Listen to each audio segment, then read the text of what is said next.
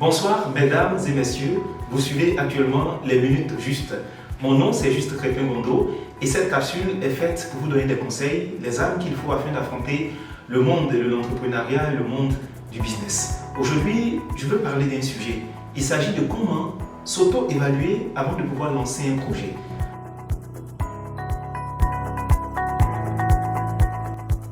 Vous savez, malheureusement, sous nos tropiques, il y a beaucoup de personnes qui agissent par mimétisme.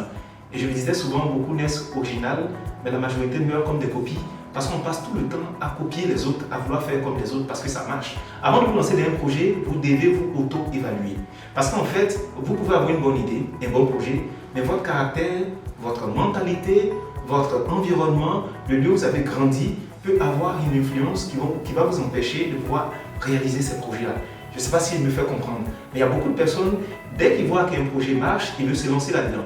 Quand je parle de s'auto-évaluer, à quoi je fais allusion?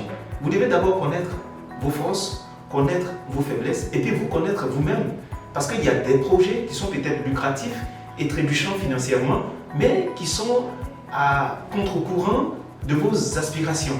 J'étais tout à l'heure dans le taxi, le chauffeur me disait qu'avant il avait voulu bien être corps habillé. On sait que c'est peu de dire que la corruption gangrène le secteur des corps habillés ici en Côte d'Ivoire. Mais il a dit qu'il ne pouvait pas y aller parce qu'après il s'est rendu compte que c'était totalement l'antithèse de sa personne.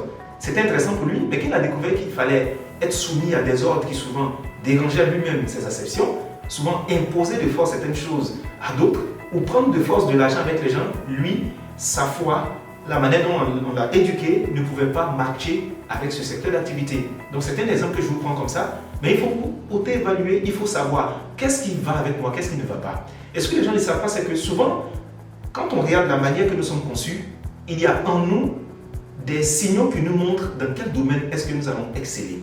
Il y a des gens qui le voient physiquement, mentalement, dans leur attitude, ils sont faits pour la chose. C'est pourquoi tu le vois, quand il est en train de le faire, tu ne peux qu'applaudir parce que tu dis « Waouh, c'est extraordinaire ». C'est comme s'il était né pour faire ça. Comme si ses gènes, ses chromosomes, tout était aligné pour qu'il fasse telle activité. Quand je prends moi mon exemple, je suis mal à l'aise avec les chiffres. J'ai horreur de la géométrie et des mathématiques. Par contre, tout ce qui est langue, je suis très à l'aise là-dedans. Et prise de parole en public qui stresse beaucoup de personnes, qui est une épouvantail, qui fait peur à beaucoup de personnes, je suis à l'aise de parler. Et souvent sans même avoir préparé quoi que ce soit. Mais il fallait que je découvre cela et ensuite, bien sûr, j'ai travaillé. Vous devez comprendre que si vous n'êtes pas capable de vous auto-évaluer avant de vous lancer, vous allez vous ramasser, vous allez vous casser les dents sur des projets qui ne sont pas conçus pour vous. Donc dès maintenant, prenez un papier, écrivez là-dessus quelles sont les attentes de votre projet et quel est votre caractère, qui est-ce que vous êtes. Parce que vous devez faire corps avec votre projet. Sinon, le projet ne pourra pas s'accomplir. C'était la Minute Juste du jour. J'espère que j'ai pu répondre à quelques-unes de vos préoccupations. On se donne rendez-vous le jeudi prochain. Bye bye.